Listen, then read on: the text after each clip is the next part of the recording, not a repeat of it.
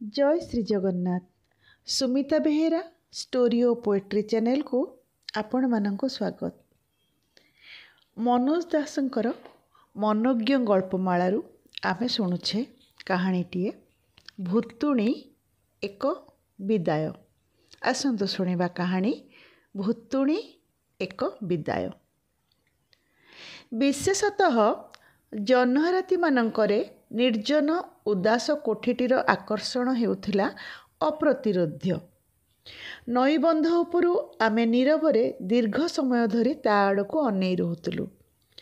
दमका पवनरे कोठी चारिदिगर उच्च पिताभ घास ओ बुदा सबु जेतेबेले ढेउ भଳି भांगी हेउथिले सेतेबेले मने हेउथिला सेइटी जेमती परी कहानीर एक जादू नअर भासी चली आसीछि माया समुद्र उपरे। जदिओ एकांत एकाकीय उदास पुणी थरे कही रखिबा उचित कोठीटीर आकर्षण थिला अप्रतिरोध्य। रातिरे आमे साधारणतः चुपचाप रहुथिलु, किंतु सकाळ हेबा मात्रे केही जणे आउ जणଙ୍କୁ कहिबो आउ संध्या सुद्धा आमे सब बालक जानि जाइथिबु जे से झियोटीकु मुहूर्तक पई देखि देइथिला। सुनसान बारंदार रेलिंग उपरे भरा दे झियोटी हुए तो जह्न आड़कू अथवा अंका बंका नईर गतिपथ को अनेइथिला एक लୟରେ। आखिरु गड़ी आसुथिला लुह, झटकुथिला जह्न आलुअरे बिंदु बिंदु सुवर्ण भଳି। एइटा किछि नुआ कथा नथिला, तथापि प्रत्येक थर आमे सिहरित हेउथिलु। परदिन संध्यारे पुणी आमे जाई नईबंध उपरे एकाठी हेउथिलु। झीटी को टिके खुशी करने पाई जहाँ दरकार सबू करने को प्रस्तुत थिलु आमे सभी, किंतु किछि जे करिवार नथिला ता भी आमे बुझुथिलु। आमर एते पाखरे थाई भी सी थिला एक सुदूर पृथ्वीर बासिंदा एकाकिनी। ता छड़ा ता प्रति अत्यधिक ममतापरायण हेबार लोभ जे संवरण करा जिवा उचित से कथा भी आमे हृदयंगम करिथिलु। एकदा ता प्रेमरे पड़िथिबा आम बहु पूर्ववर्ती जुगर जड़े दुस्साहसी तरुणर करुण कहानी आम मानक बारंबार शुणा पड़िथिला। नईबंधर जो अंशटी कोठीर सबुठ निकटवर्ती सेइटी छिड़ा होइथिला एक विशाल बरगछ, निज निसंगतारे विशालतर। तरुणटी सुजोग पाइले ही घरू खसी जाई गछटी उपरे चढ़ी बसुथिला ओ जीर्ण बातायन पथरे कोठीर उपर महला भितर को घंटा घंटा धरी अनेई रहुथिला। उपर महलार कोठरी भितरे तक्तपोषटी उपरे एकाकिनी विषर्ण झीटी बसी रहिथिबार से देखुथिला। संदेह नहीं, किंतु झीटी ताकू देखुथिला कि निश्चय केबे केबे नहेले काहींकी बा तरुणटी थरे नुहे 3 थर गछ उपरू संज्ञाहत होई खसी पड़ी थांता। तुमे भूतप्रेत आड़ को अनेई रही पार जेपर्यंत तुमर हिम्मत थिबो। भूतप्रेत तुम आखि को अनेई रहिले किंतु तुमे ज्ञान न हरई गत्यंतर नहीं। अवशेष एक निदाघ द्विपहर रे शुभेच्छु वर्गंकर समस्त चेतावनी भूली जाई तरुणटी कोठी भितर को पसी जाइथिला। अर्धभग्न पहाच टपी से सीधा पहुंची थिला उपर महलारे उंकी मारिथिला कोठरी भितर को।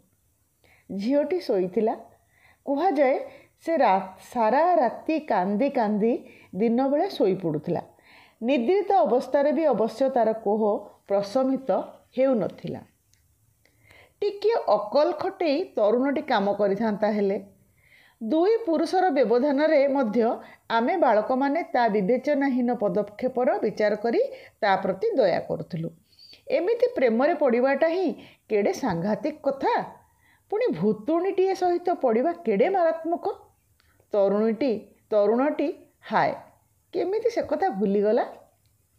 झड़ प्राय तरुणटी सेदिन दौड़ी जाइथिला सुसुप्ता भूतुणी निकटकू। आउ किछि बुझिबा पूर्वरु से ताकू चुमा दे सारिथिला। झीटी चित्कार करथिला। पूर्वरु केते लोक केते थर तार हस कांद अथवा मन को मन गपिबार शुणिछंती, किंतु सेई थरक छड़ा से केबे चित्कार करिवार केही शुणी नथिले। कथा हैला अन्यान्य भूतप्रेतंक ठारू तार ढंग थिला अनेक पृथक, ଅଧିକ ସମୟ ପୂରାପୂରି ନୀରବତାରେ କଟାଇବାକୁ ହିଁ ସେ ସୁଖ ପାଉଥିଲା।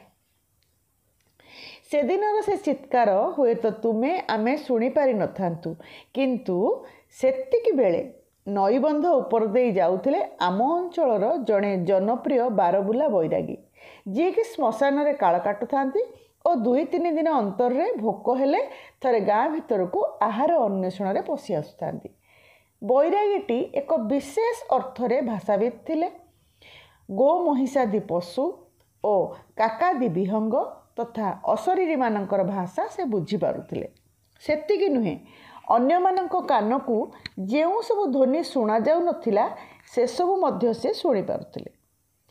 ଗାଁ ଲୋକେ ସନ୍ଧ୍ୟାବେଳେ ଯେତେବେଳେ ନିରୁଦ୍ଦିଷ୍ଟ ତରୁଣଟି କଥା ଆଲୋଚନା କରୁଥିଲେ, ସେତିକି ବେଳେ ସେ କୋଠି ଭିତରୁ ଅସ୍ୱାଭାବିକ ଚିତ୍କାର ଶୁଣିବା କଥା ପ୍ରକାଶ କଲେ।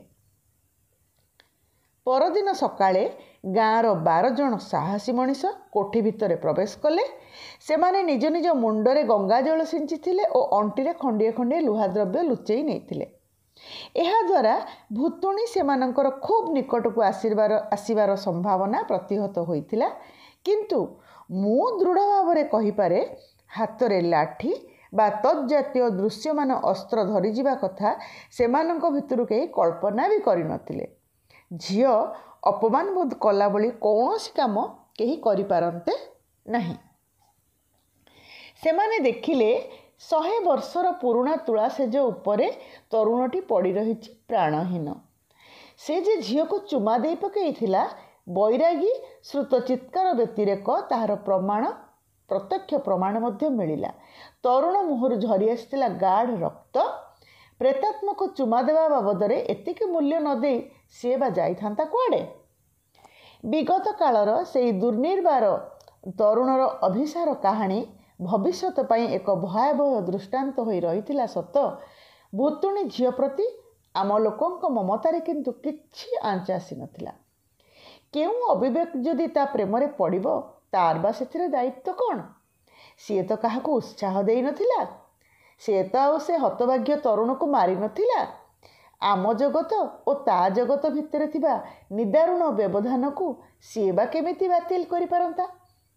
ଯେଉଁ 100 ବର୍ଷ କାଳ ସିଏ ଗ୍ରାମ ଉପକଣ୍ଠରେ ରହିଥିଲା, ସେ ଭିତରେ ସିଏ କାହାକୁ ପ୍ରଲୋଭିତ କରିବା ବା କାହା ଉପରେ ସବାର ହେବାର ଦୃଷ୍ଟାନ୍ତ ଥିଲା କି? କଦାପି ନୁହେଁ। ହୁଏତ 100 ବର୍ଷରୁ କିଛି ଅଧିକ ହେବ। ଫିରିଙ୍ଗିମାନେ ବ୍ୟାପକ ଅଞ୍ଚଳରେ ନୀଳ ଚାଷ କରିବା ଯୁଗର କଥା। ବଙ୍ଗ ଦେଶ ଭିତରେ ହିଁ ନୀଳଚାଷ ସୀମାବଦ୍ଧ ଥିଲା। ତେବେ କେତେଜଣ ଅତ୍ୟୁତ୍ସାହୀ ଫିରଙ୍ଗୀ ସୀମାନ୍ତବର୍ତ୍ତୀ ଆମ ରାଜ୍ୟର କିଛି ଜମି ଉପରେ ଚାଷବାସ ଆରମ୍ଭ କରିଥିଲେ। ଆମ ମାଟିରେ ସେମାନଙ୍କର ପରୀକ୍ଷା ସଫଳ ହେଲା ନାହିଁ। କିଛି ଦିନ ଉତ୍ତାରୁ ସେମାନେ ସ୍ଥାନ ଛାଡ଼ି ଚାଲିଗଲେ। ପଛରେ ଛାଡ଼ିଗଲେ ସୁନ୍ଦର କୋଠିଟି। ଜନଶ୍ରୁତି ଯାହା କହେ, ନୀଳଚାଷ ପରୀକ୍ଷାର ପ୍ରଥମ ପର୍ଯ୍ୟାୟରେ 3 ଜଣ ଫିରିଙ୍ଗି ଯୁବକ ଝିଅଟିକୁ ସେ ନବନିର୍ମିତ କୋଠିକୁ ନେଇ ଆସିଥିଲେ। ସେ ସଂଗୃହୀତା ହୋଇଥିଲା ସୁନ୍ଦରବନ ଅଞ୍ଚଳରୁ, ହୁଏତ ହରଣ ଅଥବା କ୍ରୟ ସୂତ୍ରରେ। ସାହେବ ପିତା ଓ ଆଦିବାସୀ ଜନନୀର ଅବୈଧ କନ୍ୟା। ଚେହେରା ଓ ଚରିତ୍ରରେ ନିଜ ମାତୃ ସମ୍ପ୍ରଦାୟର ଆରଣ୍ୟକ ବହ୍ନି ସହିତ ଦାୟିତ୍ୱହୀନ ପିତାର ସୁଷମ ଗଠନର ବିରଳ ସାମଞ୍ଜସ୍ୟ ହାସଲ କରିଥିଲା ଝିଅଟି। ଏଭଳି ଅପୂର୍ବ ଅସ୍ୱାଭାବିକ ଝିଅଟିଏ ପକ୍ଷରେ ଗ୍ରାମର ମହିଳାମାନଙ୍କ ସହିତ ମିଶିବାର ସମ୍ଭାବନା ଥିଲା ସୁଦୂର ପରାହତ। ଆଉ ଶ୍ୱେତରକ୍ତ ସମ୍ବଳିତା ଝିଅଟିଏ ସହିତ ଗପ କରିବା ପାଇଁ ଆମ ମହିଳାମାନେ ଆଗଭର ହେଇଯିବେ, ସେ ପ୍ରଶ୍ନ ମୂଳରୁ ଉଠୁନଥିଲା। ପ୍ରଥମରୁ ହିଁ ଝିଅଟି ତାର ମାଲିକମାନଙ୍କ ବିରୋଧରେ ବିଦ୍ରୋହ କରୁଥିଲା। ସେଥିପାଇଁ ପାଉଥିଲା ପ୍ରଚୁର ଦଣ୍ଡ। କେତେଥର ପଳାୟନ ଉଦ୍ୟମ ପଣ୍ଡ ହେବା ଉତ୍ତାରୁ ସେ ପୋଷା ମାନିବାର ଅଭିନୟ କଲା ଓ ସେଇଭଳି ଭାବରେ ବର୍ଷଟିଏ ବିତିଗଲା। ତାପରେ ଦିନେ 3 ଫିରଙ୍ଗୀ ଯୁବକ ବଙ୍ଗଦେଶ ଭିତରେ ଥିବା ସେମାନଙ୍କ ମୁଖ୍ୟ କେନ୍ଦ୍ର ଅଭିମୁଖେ ନୌକା ଯୋଗେ ଯାତ୍ରା ଆରମ୍ଭ କଲେ। ସେତେବେଳେ ଗାଁରେ ପ୍ରବଳ ବସନ୍ତ ଲାଗିଥିଲା। ସ୍ଥାନୀୟ ଲୋକଙ୍କ ସଂସ୍ପର୍ଶ ପରିହାର କରି ଯୁବକମାନେ ନିଜେ ନିଜେ କାତ ଧରି ବସିଲେ। ଅବଶ୍ୟ କାତ ବ୍ୟବହାର କରିବାର ବିଶେଷ ପ୍ରୟୋଜନ ନଥିଲା। ସ୍ରୋତ ଅନୁକୂଳ ଥିବାବେଳେ ସହରରେ ପହଞ୍ଚିବାକୁ ଦିନଟିଏ ମାତ୍ର ଲାଗୁଥିଲା। ନୌକା ସହରରେ ଠିକ୍ ପହଞ୍ଚିଲା। ହୁଏତ ସାମାନ୍ୟ ବିଳମ୍ବରେ ପରଦିନ ପ୍ରଭାତରେ।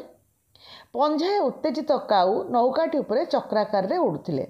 ନୌକା ଭିତରେ କିଛି ଅର୍ଦ୍ଧଭୁକ୍ତ ଆହାର କଡ଼ରେ ପଡ଼ିଥିଲା 3ଟି ଶୀତଳ କଠିନ ଶବ। ଝିଅଟି ସେମାନଙ୍କ ପାଇଁ ଆହାର ପ୍ରସ୍ତୁତ କରିଦେଇଥିଲା। ରାସ୍ତାରେ ଖାଇବା ପାଇଁ କହିବା ବାହୁଲ୍ୟ, ତାହା ସେ କରିଥିଲା ସୁନିର୍ବାଚିତ ବିଷ ସଂଯୋଗରେ। ମୁକ୍ତି ଦିଗରେ ଏହି ହତାଶ ପଦକ୍ଷେପ ନେବା ପଛରେ ଝିଅଟିର ଜଣେ ପ୍ରେରଣାଦାତା ଥିଲେ। ସିଏ ସେଇ କୋଠିର ରକ୍ଷକ।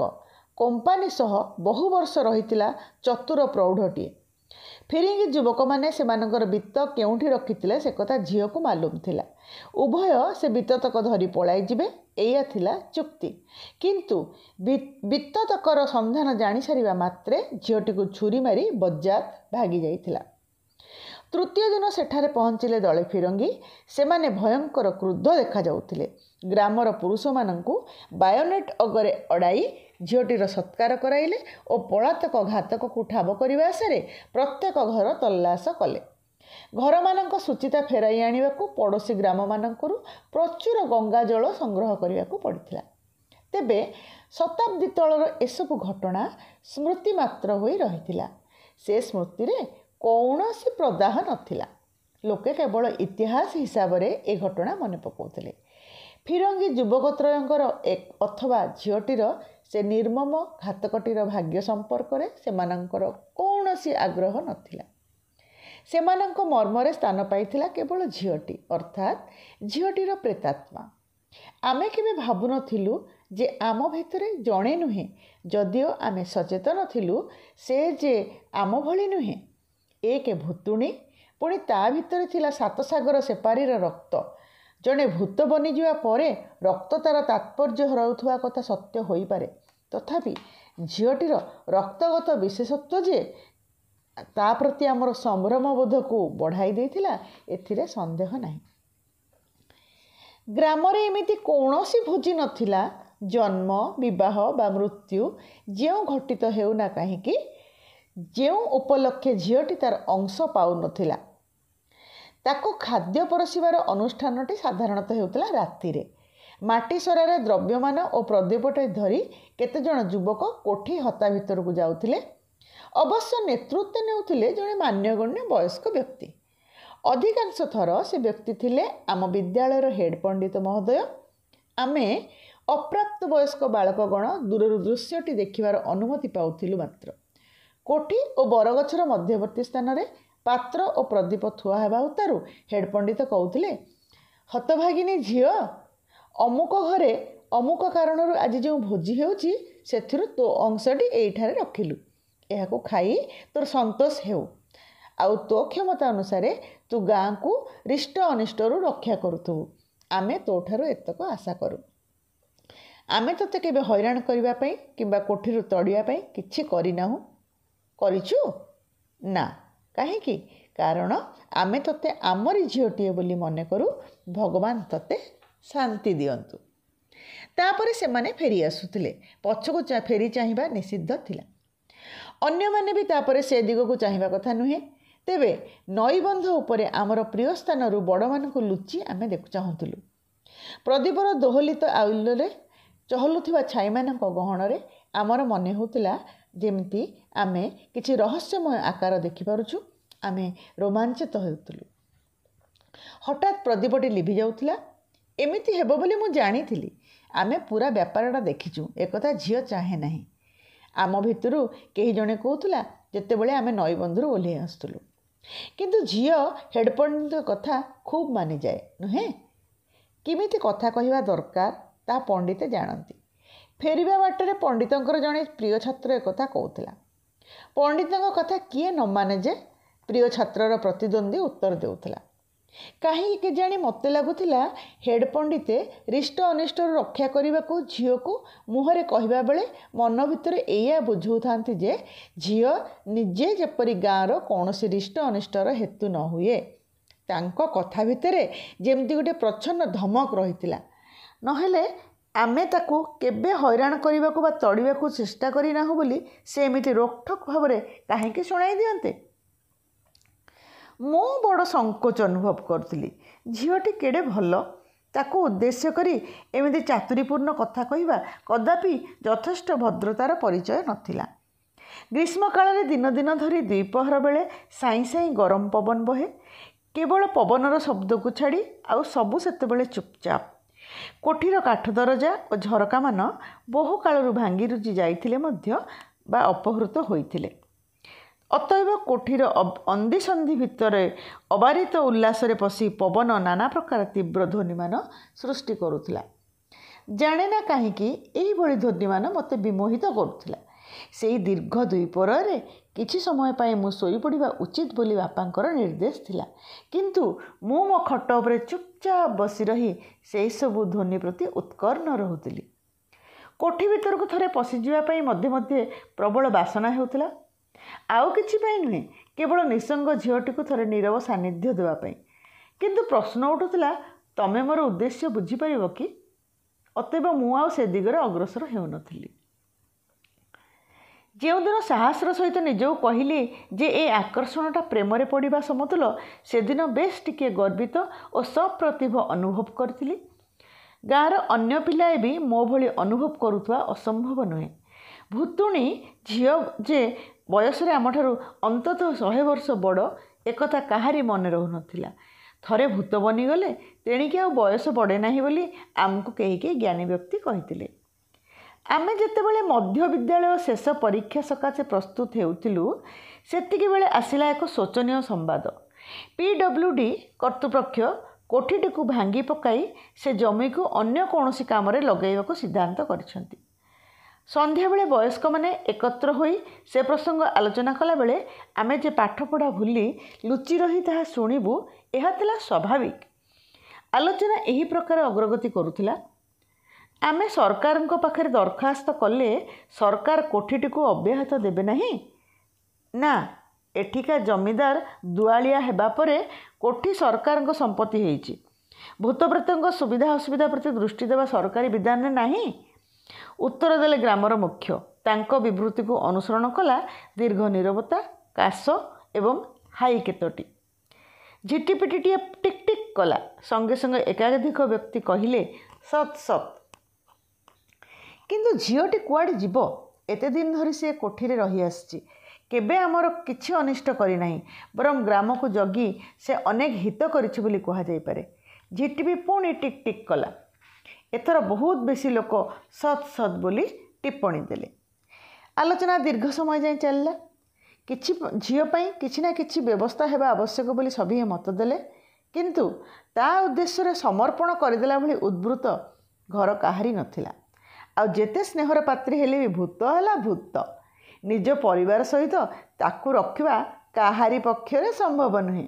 କିନ୍ତୁ କୌଣସି ବ୍ୟବସ୍ଥା କରା ନଗଲେ ସ୍ୱଭାବତଃ ସେ ଆସି କାହାରି ଘରେ ହିଁ ତ ଆଶ୍ରୟ ନେବ। ଗ୍ରାମବାସୀମାନେ ସେମାନଙ୍କ ସିଦ୍ଧାନ୍ତରେ ପହଞ୍ଚିବା ବେଳକୁ ବୋଧହୁଏ ମଧ୍ୟରାତ୍ର ହୋଇଯାଇଥିଲା।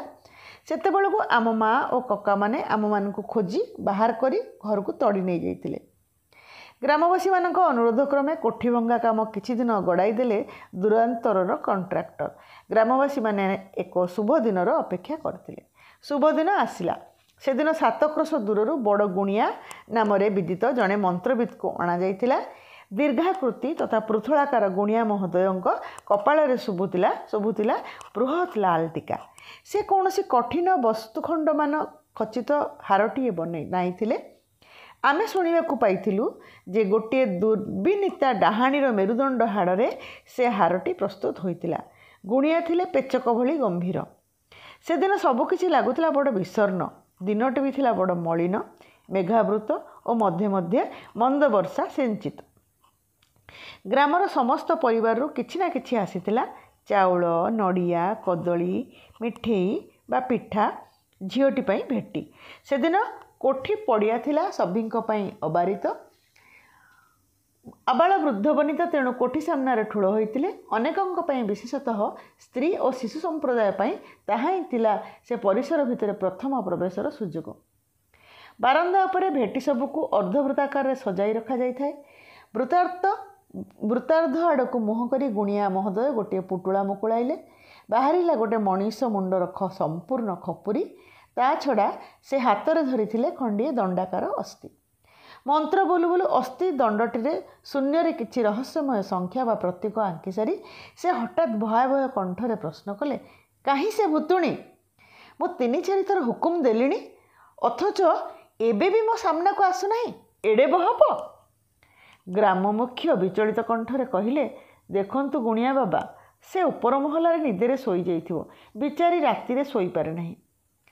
ତାହେଲେ ମୁଁ ବରଂ ଉପରକୁ ଯାଇ ତା କାନ ଧରି ଟାଣି ନେଇ ଆସିବି, ତେଣିକି ସେ ବୁଝିବ ଯେ ବଡ଼ ଗୁଣିଆକୁ ଏହି ରାସ୍ତାରୁ ତୋଳି ନେଇ ଆସିନାହିଁ। ଏ ଗୁଣିଆକୁ ଅମାନ୍ୟ କରିବ, ଏମିତି ଭୂତ ପ୍ରେତ ଡାହାଣୀ ଚିରୁଗୁଣି ଯକ୍ଷ ବ୍ରହ୍ମରାକ୍ଷସ ଜମ୍ବୁଦ୍ୱୀପରେ ନାହିଁ। ଗୁଣିଆ ମହୋଦୟ ଅତ୍ୟନ୍ତ ଉତ୍ତେଜିତ ଭାବରେ ଏତିକି କହି କୋଠି ଭିତରେ ଅଦୃଶ୍ୟ ହୋଇଗଲେ। ଆମେ ଅସହାୟ ଦୃଷ୍ଟିରେ ପରସ୍ପର ଆଡ଼କୁ ଅନେଇଥିଲୁ। ମୋତେ କାନ୍ଦ ଲାଗିଲା। ଝିଅ ପ୍ରତି ଏମିତି ରୁକ୍ଷ ବ୍ୟବହାର କରାହେବା କଥା ନୁହେଁ। ଏହା କେମିତି କେହି ଯଥେଷ୍ଟ ଆଗରୁ ଗୁଣିଆକୁ କହିନଦେଲେ? ଉପର ମହଲାରେ ଗୁଣିଆଙ୍କ ଓଜନିଆ ପାଦ ଶବ୍ଦ ଆମେ ଶୁଣିପାରିଲୁ। ତାପରେ ଶୁଭିଲା କୌଣସି ଦୁର୍ବୋଧ୍ୟ ଭାଷାରେ ତାଙ୍କର ଗର୍ଜନ। ସେ ଗର୍ଜନ ଓ ତା'ର ପ୍ରତିଧ୍ୱନିରେ ସେ ଶୀତଳ ସକାଳେ ମଧ୍ୟ ଆମ ଦେହରୁ ଝାଳ ବୋହିଗଲା। ତାପରେ ସେ ଓହ୍ଲାଇ ଆସି ଆମ ଆଗରେ ଛିଡ଼ା ହେଲେ ଏବଂ ନିର୍ମମ କଣ୍ଠରେ ଆଦେଶ ଦେଲେ, ହେଇଟି ଭୁତୁଣୀ, ଯେତେ ଇଚ୍ଛା ମନ ପୁରେଇ ସବୁ ଖାଇନେ। ତାପରେ ଟିକିଏ ବି ଦୋଦପାଞ୍ଚ ନ ହେଇ ସିଧାସଳଖ ମୁଁ ଯୁଆଡ଼େ କହୁଛି ସିଆଡ଼େ ଚାଲ। ଆମେ ପ୍ରାୟ ଶ୍ୱାସରୁଦ୍ଧ ହୋଇ ଠିଆ ହୋଇଥିଲୁ। ଆମ ଉପରୁ ଥରେ ତାତ୍ସଲ୍ୟପୂର୍ଣ୍ଣ ଦୃଷ୍ଟି ଫେରାଇ ନେଇ ଗୁଣିଆ ଛାଡ଼ିଲେ ପୁଣି ଏକ କର୍ଣ୍ଣପଟ ବିଦାରକ ଚିତ୍କାର, କ'ଣ ହେଲା? ଖାଇବୁ ନାହିଁ? ଜାଣିଥା, ସେଥିରେ ମୋର ହୃଦୟ ତରଳିବ ନାହିଁ। ଖା ବା ନ ଖା, ଏ କୋଠି ଏ ଗାଁ ତତେ ସାଙ୍ଗେ ସାଙ୍ଗେ ଛାଡ଼ି ଯିବାକୁ ପଡ଼ିବ। ଗ୍ରାମ୍ୟ ମୁଖ୍ୟ ଏଥର ରୀତିମତ କାତର କଣ୍ଠରେ କହିଲେ, ଗୁଣିଆ ବାବା, ଆପଣ ଟିକେ ଅପେକ୍ଷା କଲେ ଭଲ ହେବ। ଝିଅଟି କେବେ ଆମ କଥା ଭାଙ୍ଗି ନାହିଁ, ସେ ନିଶ୍ଚୟ ଖାଇବ। ଆପଣ ତାକୁ କୁହନ୍ତୁ ଯେ ସେ ଏହି ସାମାନ୍ୟ ପଦାର୍ଥତକ ଖାଇବା ପାଇଁ ଆମେ ସମସ୍ତେ ଅନୁରୋଧ କରୁଛୁ। ଆମ ସ୍ତ୍ରୀ ଲୋକମାନେ ବହୁ ଶ୍ରଦ୍ଧା ସ୍ନେହଭରେ ଏସବୁ ଉପହାର ଆଣିଛନ୍ତି। କିନ୍ତୁ ଗୁଣିଆ ଏ ଅନୁରୋଧ ପ୍ରତି କର୍ଣ୍ଣପାତ କଲେ ନାହିଁ। ଭୁତୁଣୀ ବର୍ତ୍ତମାନ ଚାଲିଯିବାକୁ ବାହାରିଛି, ତାକୁ ବାଟ ଦିଅ, ସେ ପାଟି କଲେ। ଜନତା ତତ୍କ୍ଷଣାତ୍ ଦ୍ୱିଧା ବିଭକ୍ତ ହୋଇଗଲେ। ଝିଅ କିଛି ଖାଇଲା ନାହିଁ, ଅଥଚ ଚାଲିଯିବାକୁ କହିବା ମାତ୍ରେ ସେ ଚାଲିଯାଉଛି। ଆମେ ବୁଝିଲୁ କେଡ଼େ ଅଭିମାନ ସେ କରିଥିବ। ଆମେ ନିଜେ ନିଜକୁ ବଡ଼ ଛୋଟ ମନେ କଲୁ। ଚାଲ ବେଟି ଚାଲ, ଠିକ୍ ଅଛି, ମୁଁ ତ ପଛରେ ଚାଲୁଛି। ଗୁଣିଆ ଆମ ଭିତର ଦେଇ ଆଗକୁ ଆଗକୁ ଚାଲିଲେ, ଅଦୃଶ୍ୟ ବିଦାୟୀ ଆତ୍ମାକୁ ଅସ୍ଥିଦଣ୍ଡ ନିର୍ଦ୍ଦେଶରେ ବାଟ ଦେଖାଇ ଦେଖାଇ। ଥରେ ପଛକୁ ଚାହିଁ ବାମ ହାତରେ ଏକ କ୍ଷୀଣକାୟ ସହକାରୀକୁ କ'ଣ ଇଙ୍ଗିତ ଦେଲେ। ସହକାରୀ ପଛକୁ ରହିଗଲା, ନରମୁଣ୍ଡ ତଥା ସମସ୍ତ ଖାଦ୍ୟଦ୍ରବ୍ୟ ଗୋଟେଇ ନେବା ପାଇଁ। ସମସ୍ତେ ଗୁଣିଆକୁ ଅନୁସରଣ କରି ଚାଲିଲୁ। ଗାଁ ରହିଗଲା ପଛରେ। ବୁଦୁବୁଦିଆ ପ୍ରାନ୍ତର ଭିତର ଦେଇ ମେଘୁଆ ପାଗରେ ମଧ୍ୟେ ମଧ୍ୟେ ଧୂଳିକଣା ଭଳି ବାରିପାତ ସହି ଆମେ ମାଇଲିଏ ଅତିକ୍ରମ କରିଗଲୁ। ଥାମ୍! ଗୁଣିଆ ଗୋଟିଏ ଲମ୍ବା ତାଳ ଗଛ ତଳେ ପହଞ୍ଚି ହୁକୁମ ଦେଲେ। ତାପରେ ସେ ପୂର୍ବ ଭଳି ଦୁର୍ବୋଧ୍ୟ ମନ୍ତ୍ର ପାଠ କରି ଅସ୍ଥିଦଣ୍ଡଟି ଗଛ ଦେହରେ ବାଡ଼େଇବା ସଙ୍ଗେ ସଙ୍ଗେ ଗଛଟିକୁ କେତେଥର ପ୍ରଦକ୍ଷିଣ କଲେ। ଆଜିଠାରୁ ଏଇ ଗଛ ହେଲା ତୋ ଘର, ବୁଝିଲୁ? ଗୁଣିଆ ଗଛର ଅଗ୍ରଦେଶକୁ ଅନେଇ କହିଲେ। ତାପରେ ସେ ସଗର୍ବ ଆମ ଆଡ଼କୁ ଚାହିଁ ଗୋଟିଏ ବିଭତ୍ସ ଧରଣର ହସ ହସିଲେ ଏବଂ କହିଲେ, ଭୁତୁଣୀଟି କେବେ ଆଉ ଏ ଗଛ ଛାଡ଼ିପାରିବ ନାହିଁ। ମୁଁ ତାକୁ ଗଛ ସହିତ କିଳି ଦେଇଛି। ଏଥର ଜନତା ଗ୍ରାମାଭିମୁଖୀ ହେଲା।